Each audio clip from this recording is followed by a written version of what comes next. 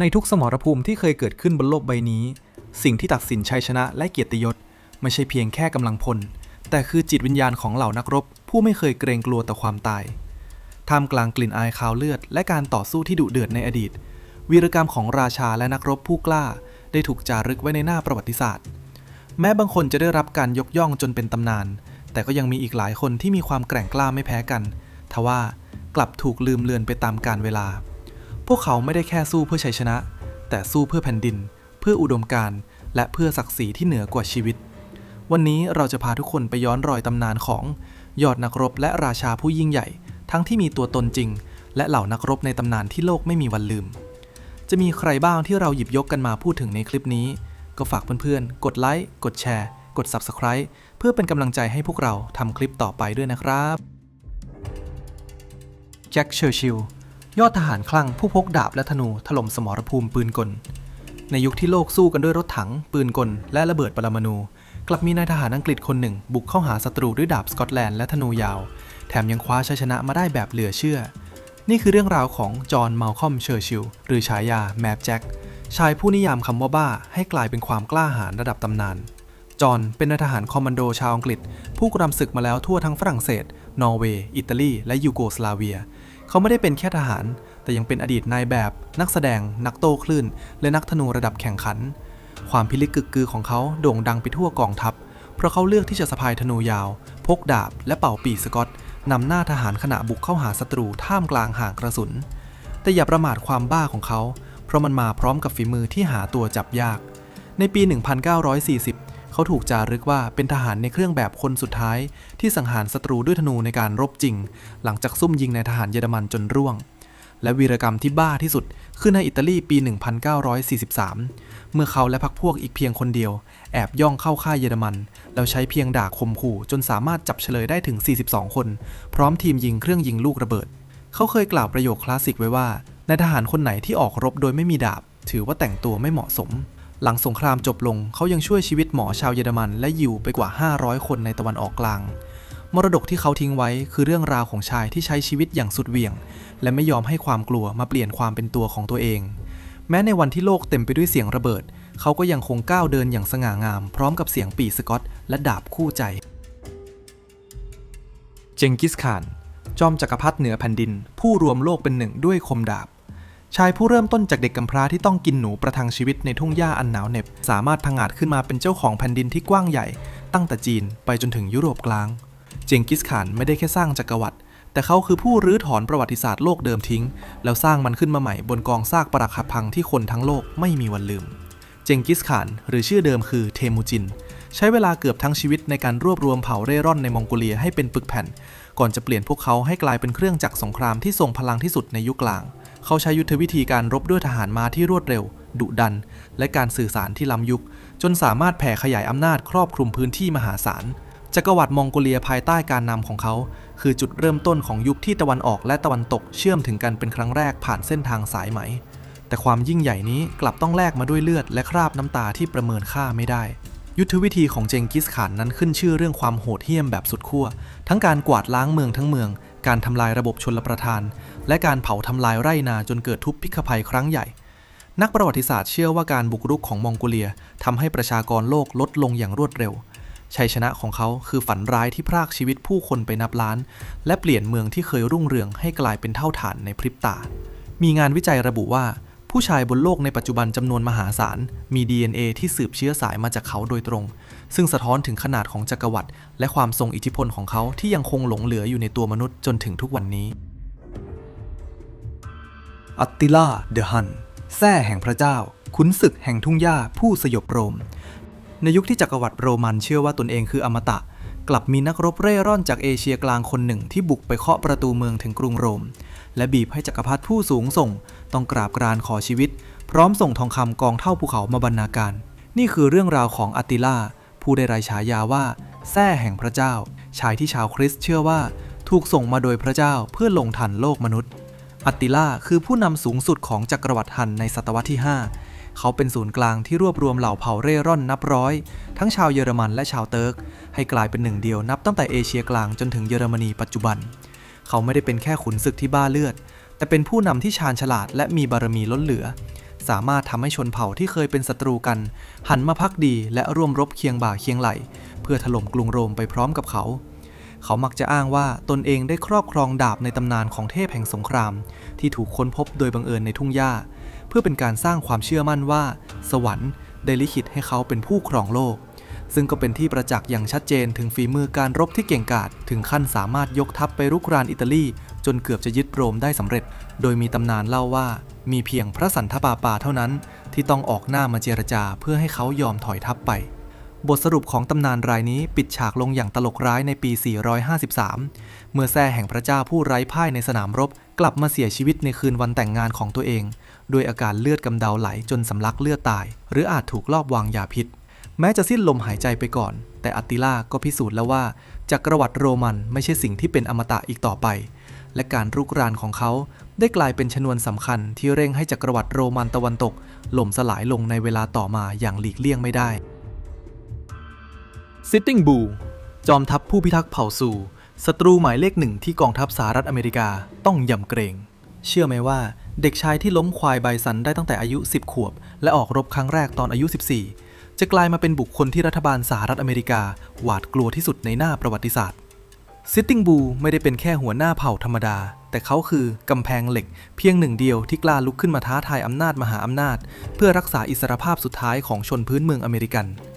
Sitting Bull ผู้นำทางจิตวิญญาณและหัวหน้าเผ่าฮังปาปาลาโกตาเติบโตมาในวิถีของนักรบอย่างแท้จริงและเมื่อเผชิญกับการขยายอิทธิพลของรัฐบาลสหรัฐอเมริกาที่รุกล้ำดินแดนศักดิ์สิทธิ์เขาจึงก้าวขึ้นเป็นหัวหน้าสูงสุดคนแรกของประชาชาติซูทั้งหมดความเด็ดเดี่ยวของเขาในการโจมตีป้อมปราการและนิคมของคนขาว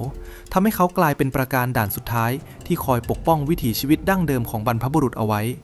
แต่วีรกรรมที่ทำให้ชื่อของเขาเป็นตำนานคือนิมิตก่อนการรบที่ยุทธการ Little Big Horn ในปี 1876 เมื่อเขาทำนายว่าทหารสหรัฐอเมริกาจะตกลงมาในค่ายเหมือนตั๊กแตนซึ่งผลลัพธ์คือความพ่ายแพ้อย่างยับเยินของนายพลคัสเตอร์แม้เขาจะเป็นผู้ชนะในสมรภูมิแต่แรงกดดันจากกองทัพที่ตามล่าอย่างไม่ลดละก็ได้ไล่ต้อนให้เขาต้องลี้ภัยไปแคนาดาก่อนจะถูกบีบให้กลับมามอบตัวเขาเป็นผู้นำคนสุดท้ายของชาวซูที่ยอมวางอาวุธมอบตัวแต่ถึงกระนั้นเขาก็ยังคงยืนหยัดในวัฒนธรรมเดิมและไม่เคยยอมรับวิถีชีวิตแบบคนขาวจนถึงลมหายใจสุดท้ายบทสรุปของวีรบุรุษรายนี้จบลงอย่างน่าเศร้าในปี 1890 เมื่อเขาถูกตำรวจยิงเสียชีวิตในระหว่างความพยายามเข้าจับกุมเนื่องจากความกลัวของรัฐบาลว่าเขาจะเป็นผู้นำในการลุกฮือครั้งใหม่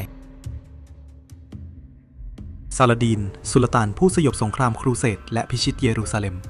ท่ามกลางสงครามศาสนาที่ดุเดือดและนองเลือดที่สุดในประวัติศาสตร์กลับมีแม่ทัพคนหนึ่งที่ได้รับความเคารพจากทั้งสองฝ่ายอย่างท่วมท้นซาลาดีนไม่ได้เป็นเพียงนักรบผู้เก่งกาจที่ยึดนครศักดิ์สิทธิ์เยรูซาเล็มคืนมาได้แต่เขาคือชายผู้แสดงให้โลกเห็นว่าชัยชนะที่แท้จริงไม่ได้อยู่ที่การทำลายศัตรูแต่อยู่ที่การให้เกียรติและความเมตตาต่อผู้ที่พ่ายแพ้ซาลาดีนหรือซอลาฮุดดีนเป็นชาวเคิร์ดมุสลิมนิกายซุนนีผู้ทะเยอทะยานเขาเริ่มต้นจากการเป็นผู้นำทหารและนักการเมืองจนได้ก้าวขึ้นเป็นสุลต่านแห่งอียิปต์ก่อนจะรวมซีเรียเข้าเป็นหนึ่งเดียวภารกิจที่ยิ่งใหญ่ที่สุดของเขาคือการนำทัพมุสลิมเข้าต่อสู้กับรัฐครูเสดและในปี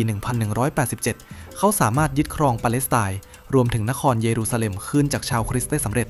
จนกลายเป็นชนวนเหตุสำคัญที่นำไปสู่สงครามครูเสดครั้งที่ 3ที่เป็นการปะทะกันระหว่างเขากับยอดนักรบฝั่งยุโรปอย่างริชาร์ดใจสิงห์แต่สิ่งที่ทำให้ซาลาดีนต่างจากผู้พิชิตคนอื่นๆในยุคนั้นคือความมีมนุษยธรรมที่สูงส่งในขณะที่กองทัพครูเสดเคยบุกยึดเยรูซาเล็มและสังหารผู้คนอย่างโหดเหี้ยมแต่เมื่อถึงคราวของซาลาดีนเขากลับสั่งห้ามไม่ให้มีการฆ่าล้างเผ่าพันธุ์และอนุญาตให้ชาวคริสต์ซื้ออิสรภาพหรืออพยพออกไปได้อย่างปลอดภัยโดยไม่มีทำลายโบสถ์หรือสถานที่ศักดิ์สิทธิ์ของชาวคริสต์แต่กลับจัดหาองครักษ์มาคุ้มกันให้ด้วยซ้ำเพื่อพิสูจน์ว่าอิสลามคือศาสนาแห่งสันติภาพและการอยู่ร่วมกันทำให้เขากลายเป็นสัญลักษณ์ของอัศวินผู้อยู่เหนือศรัทธาแม้แต่ในสายตาของชาวตะวันตกบทสรุปของตำนานรายนี้ปิดฉากลงในปี 1193 หลังจากที่เขาสามารถรักษาเยรูซาเล็มไว้ได้ภายใต้ข้อตกลงสันติภาพซาลาดีนเสียชีวิตไปโดยแทบไม่มีทรัพย์สินติดตัวเลยเพราะเขามักจะบริจาคทองคำและสิ่งของให้กับคนยากไร้ชื่อของเขายังคงเป็นอมตะในฐานะวีรบุรุษที่ยิ่งใหญ่ที่สุดคนหนึ่งของโลกมุสลิมและโลกสากลมาจนถึงทุกวันนี้อะคิลิสยอดวีรบุรุษผู้ไร้เทียมทานแห่งกรุงทรอยชายผู้มีร่างกายอาบน้ำศักดิ์สิทธิ์ จนดาบและหอกไม่มีวันระคายผิวและสามารถสังหารแม่ทัพที่เก่งที่สุดของศัตรูได้อย่างง่ายดายกลับต้องมาจบชีวิตลงเพียงเพราะลูกธนูเพียงดอกเดียวที่ปักเข้าตรงส้นเท้าอะคิลิสคือนิยามของคำว่าพระเอกที่เก่งที่สุดในโลกแต่ประวัติศาสตร์และตำนานก็สอนเราว่าแม้แต่คนที่แข็งแกร่งที่สุดก็มีจุดอ่อนที่คาดไม่ถึงเสมออะคิลิสคือวีรบุรุษที่ยิ่งใหญ่ที่สุดของฝ่ายกรีกในสงครามกรุงทรอยตามตำนานเล่าว่าเขาเป็นบุตรของเทพีสงครามเททิสผู้ซึ่งพยายามทำให้ลูกชายเป็นอมตะโดยการจุ่มตัวเขาลงในแม่น้ำศักดิ์สิทธิ์สติกส์ทำให้ร่างกายของเขาแข็งแกร่งดังเหล็กกล้ายกเว้นบริเวณส้นเท้าที่แม่ใช้มือจับไว้ในขณะจุ่มน้ำเขาคือขุนพลที่นำกองทัพเมอร์มิดอนเข้าบทขยี้ศัตรูและเป็นผู้สังหารเฮกเตอร์เจ้าชายและยอดนักรบแห่งทรอยจนทำให้สถานการณ์ของสงครามพลิกกลับมาเป็นของฝ่ายกรีกอย่างเด็ดขาดแต่ความรุ่งโรจน์ของเขากลับสั้นกว่าที่ทุกคนคิดแม้จะเก่งกาจเพียงใดชะตากรรมของเขาก็ถูกกำหนดไว้แล้วว่าเขาจะต้องตายในสงครามนี้ท้ายที่สุดอะคิลิสก็ถูกสังหารโดยเจ้าชายปารีสผู้ซึ่งยิงธนูอาบยาพิษเข้าที่ส้นเท้าของเขาพอดีเป๊ะซึ่งเป็นจุดอ่อนเพียงจุดเดียวในร่างกายที่น้ำศักดิ์สิทธิ์ไปไม่ถึงการตายของเขาเป็นโศกนาฏกรรมครั้งใหญ่แต่เลือดของเขาก็ได้ปูทางไปสู่ชัยชนะขั้นสุดท้ายของกรีกผ่านกลอุบายม้าไม้เมืองทรอยในเวลาต่อมาบทสรุปของตำนานรายนี้ทิ้งบทเรียนสำคัญไว้ให้คนรุ่นหลังในชื่อ Achilles Heel ซึ่งหมายถึงจุดอ่อนลึกลับที่อาจนำไปสู่ความพินาศของสิ่งที่ดูเหมือนจะสมบูรณ์แบบตามตำนานเล่าว่าเขาได้รับสิทธิ์ให้เลือกระหว่างการมีชีวิตที่ยืนยาวแต่ไม่มีใครจดจำกับการตายอย่างรวดเร็วในสงครามแต่ชื่อเสียงเป็นอมตะตลอดกาลซึ่งเขาก็เลือกอย่างหลังอย่างไม่ลังเลนั่นเองไซแนนเจ้าหญิงนักรบผู้ปลิดชีพพระราชินีด้วยมือเปล่าในยุคที่บุรุษครองแผ่นดินมีเจ้าหญิงคนหนึ่งที่ไม่ได้นั่งรอกวีนิพนธ์อยู่ในวังแต่เธอกลับควบม้านำหน้ากองทัพและสังหารศัตรูในสนามรบอย่างบ้าคลั่งเสียยิ่งกว่าผู้ชายซะอีกนี่คือเรื่องราวของไซแนนพี่สาวต่างมารดาของอเล็กซานเดอร์มหาราชที่ขึ้นชื่อว่าเป็นยอดนักรบผู้ไร้ความปราณีจนโลกต้องจารึกไซแนนเป็นธิดาของฟิลิปที่2กษัตริย์แห่งมาซิโดเนียกับเจ้าหญิงออดัตตาแห่งอิลิเรียเธอเติบโตมาพร้อมกับประเพณีของชาวอิลิเรียที่ฝึกผู้หญิงให้เป็นนักรบโดยเธอถูกเคี่ยวกรำทั้งในด้านยุทธวิธีทางการทหารและการต่อสู้มาตั้งแต่เด็กบันทึกโบราณระบุว่าเธอมีความเชี่ยวชาญด้านการทหารอย่างหาตัวจับยากและมักจะควบม้าบุกเข้าหาศัตรูที่แถวหน้าสุดของกองทัพเสมอซึ่งเป็นภาพที่สร้างความยำเกรงให้กับเหล่าทหารมาซิโดเนียเป็นอย่างมากแต่สิ่งที่ทำให้เธอถูกขนานนามว่าเป็นจอมโหดคือวีรกรรมในวัยเยาว์ที่เธอบุกเข้าไปสังหารราชินีของประเทศคู่แข่งอย่างแคเรียด้วยมือของเธอเองในสนามรบแม้แต่ในช่วงที่อเล็กซานเดอร์เรืองอำนาจเธอก็ยังคงนำทัพออกศึกด้วยความดุดันแต่ตลกร้ายคือความตายของเธอกลับไม่ได้เกิดในสนามรบอันทรงเกียรติเธอถูกลอบสังหารในปี323ก่อนคริสตศักราชโดยคู่แข่งทางการเมืองในขณะที่เธอกำลังพยายามสร้างอำนาจผ่านการคลุมถุงชนให้ลูกสาวของเธอได้แต่งงานกับกษัตริย์บทสรุปของเรื่องนี้สอนเราว่าแม้แต่ในยุคที่ผู้หญิงถูกมองข้ามไซแนนก็พิสูจน์ให้เห็นว่าความสามารถและหัวใจที่เด็ดเดี่ยวไม่ได้ขึ้นอยู่กับเพศแม้ตัวจะตายไปแล้วแต่เจตนารมณ์ของเธอยังคงอยู่เมื่อเหล่าผู้สนับสนุนที่โกรธแค้นจากการตายของเธอไม่ร่วมมือกันผลักดันจนงานแต่งงานของลูกสาวเธอเกิดขึ้นได้สำเร็จในที่สุดสปูริอัสลิกุสตินัสทหารแก่ผู้กวาดรางวัลสูงสุดของโรมในยุคที่โรมรุ่งเรืองที่สุด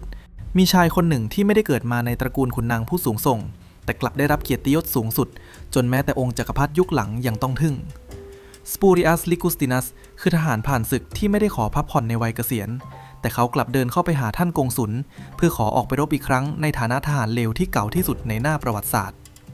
ในปี171ก่อนคริสตศักราชสาธารณรัฐโรมันกำลังต้องการทหารฝีมือดีไปรบกับชาวมาซิโดเนีย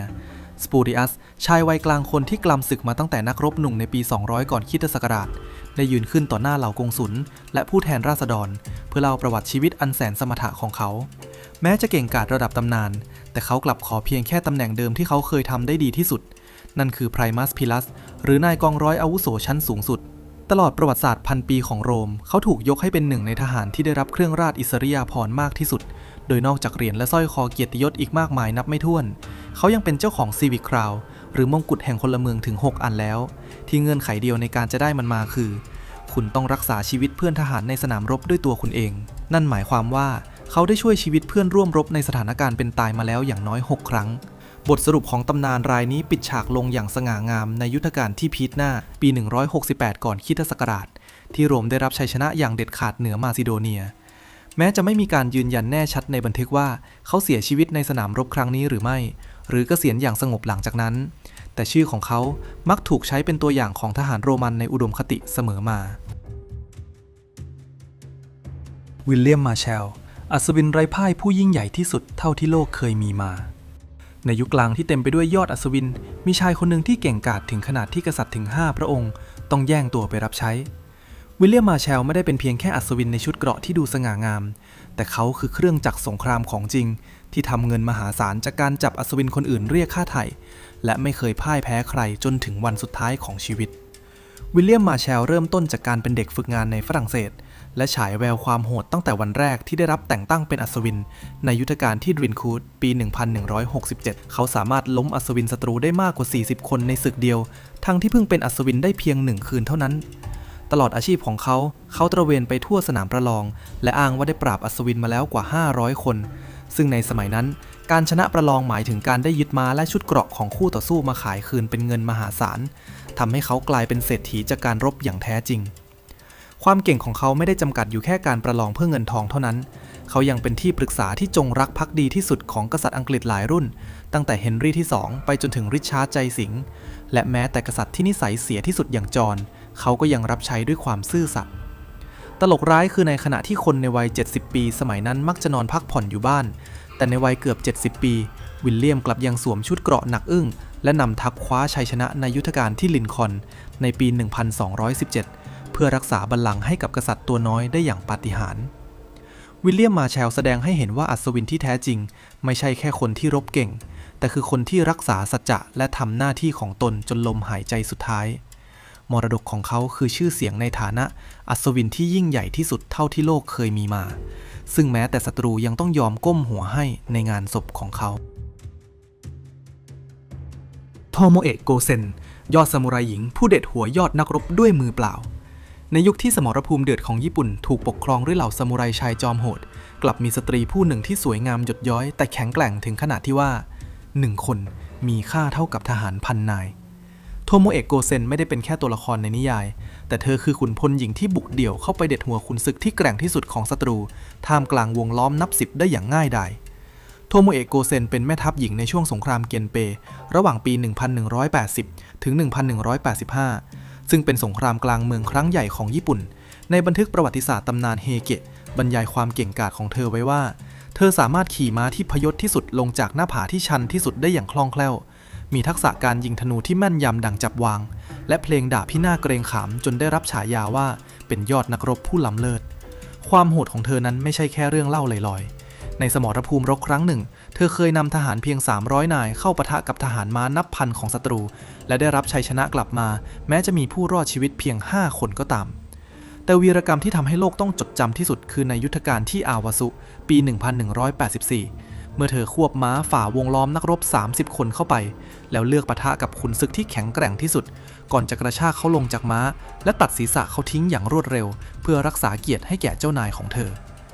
โทโมเอะคือจิตวิญญาณแห่งนักรบที่ก้าวข้ามขีดจำกัดของเพศจนกลายเป็นต้นแบบของอันนะมูชะหรือหญิงนักรบที่ได้รับการเคารพมานานนับศตวรรษมรดกของเธอสอนให้รู้ว่าในสนามรบความสวยงามอาจเป็นเครื่องลวงตาแต่ฝีมือและหัวใจที่เด็ดเดี่ยวต่างหากคือความจริงที่สยบทุกอย่างได้แม้แต่คมดาบของยอดซามูไรและนี่ก็คือโฉมหน้าของเหล่านักรบผู้เปลี่ยนประวัติศาสตร์ด้วยความกล้าหาญและหยาดเหงื่อเรื่องราวของพวกเขาเป็นข้อพิสูจน์ว่าความกล้าคือสิ่งที่ให้ความหมายใหม่แก่คำว่าชัยชนะไม่ว่าเวลาจะผ่านไปนานแค่ไหนจิตวิญญาณที่เด็ดเดี่ยวของพวกเขายังคงเป็นแรงบันดาลใจให้คนรุ่นหลังเสมอแล้วเพื่อนๆล่ะครับคิดว่ายังมีนักรบคนไหนอีกบ้างที่คู่ควรแก่การถูกยกย่องให้เป็นที่สุดหรือมีใครในรายชื่อนี้ที่คุณประทับใจเป็นพิเศษคอมเมนต์บอกเราได้ที่ด้านล่างนี้เลยนะครับถ้าชอบคอนเทนต์ประวัติศาสตร์เข้มข้นแบบนี้อย่าลืมกดไลค์กดแชร์และที่สำคัญกด Subscribe ติดตามช่องของเราเพื่อที่คุณจะไม่พลาดตำนานบทต่อไปสำหรับคลิปนี้สวัสดีครับ